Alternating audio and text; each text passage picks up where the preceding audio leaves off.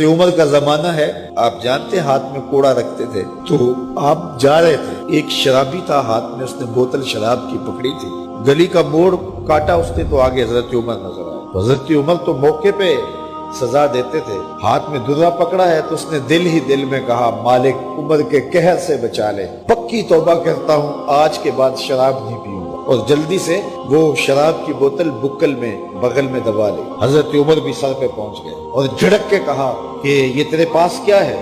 تو ڈرتے ہوئے کہا حضرت سرکہ ہے۔ تو عمر سے کہا نکال، تو جب نکالا تو واقعی سرکہ ہو گیا تھا۔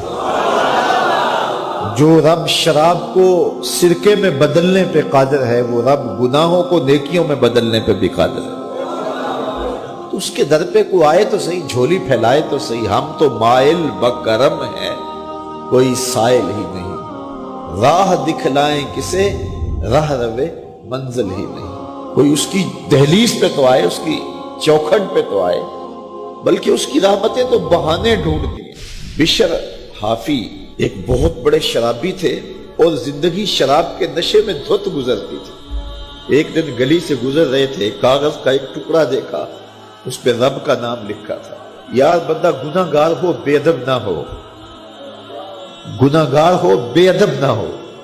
تو کاغذ کے ٹکڑے پہ رب کا نام لکھا تھا، اس کو اٹھایا، چوما، صاف کیا، خوشبو لگائی اور اونچی جگہ پہ رکھ دیا کہ یہ میرے رب کا نام ہے، اور شراب پینے پھر میخانے میں چلے گئے۔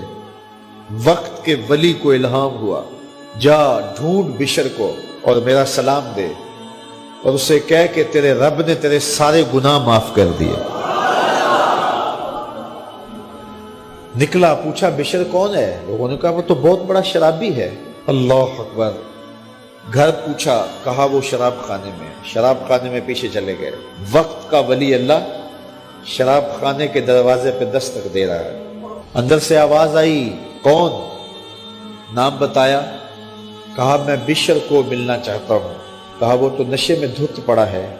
ساقی میخانہ نے کہا کہ وہ تو نشے میں دھت پڑا ہے، کہا اسے ملنے آیا ہوں۔ تو اس نے جا کے کہا کہ باہر تیرا کوئی مہمان ہے۔ تو بشر نشے میں ہی ڈولتا ہوا ننگے پاؤں دروازے پہ آیا۔ اللہ کا ولی کھڑا تھا، کہا کہ تیرے رب نے تجھے سلام بھیجا ہے، تو نے اس کے نام کی قدر کی تھی اور اس نے تیرے سارے گناہ معاف کر دیے۔ بشر حافی ننگے پاؤں تھے، اس وقت نشے میں تھے۔ نشہ شراب کا تھا، لیکن رب کا سلام آیا تو یہ نشہ اس سے بھی اوپر تھا۔ جھوم اٹھے اور کہا کہ میں اب رب کا سلام آیا ہے تو اب میں ننگے پاؤں تھا، اب ساری زندگی میں جوتا نہیں پہنوں گا۔ عربی میں حافی ننگے پاؤں والے کو کہتے ہیں، تو بشر حافی کو بشر حافی اس لیے کہتے ہیں کہ وہ ساری زندگی پھر برہنہ پا رہے، انہوں نے کبھی بھی جوتا نہیں پہنا تھا، زندگی بدل گئی لیکن پاؤں میں جوتے نہیں پہنتے تھے کہ میرے رب کا سندیسہ جب میرے نام آیا تھا، میری جب تقدیر بدلی تھی، میرے رب نے جب مجھے محبت نامہ بھیجا تھا، مجھے سلام بھیجا تھا، پیغام بھیجا تھا، تو میرے پاؤں میں جوتا نہیں تھا۔ تو بشر حافی جوتا نہیں پہنتے تھے، تو رب نے کرم یہ کیا کہ بشر حافی نے گھر سے مسجد میں جانے کے لیے جو راستہ اختیار کرنا ہوتا تھا، اس راستے پر جانور گوبر نہیں کیا کرتے تھے، جانور لیت نہیں کیا کرتے تھے۔ یہ بشر حافی کی گزرگاہ ہے۔ ایک دن ایک شخص آیا تو جس راستے سے بشر حافی گزرتے تھے تو وہاں کسی جانور کا گوبر پڑا ہوا تھا۔ اس نے بلند آواز سے کہا، ایھا الناس، لوگوں سن لو، بشر حافی انتقال کر گئے۔ لوگوں نے کہا تمہیں کس نے بتایا ہے؟ کہا یہ گوبر پڑا ہوا ہے، اس کا مطلب ہے کہ آج بشر حافی اس گلی سے نہیں گزریں گے۔ تو جب پتہ کیا گیا تو حضرت بشر حافی کا واقعہ انتقال ہو گیا۔ کوئی سچی توبہ کرے تو صحیح، کوئی اس کی دہلیز تو آئے تو صحیح۔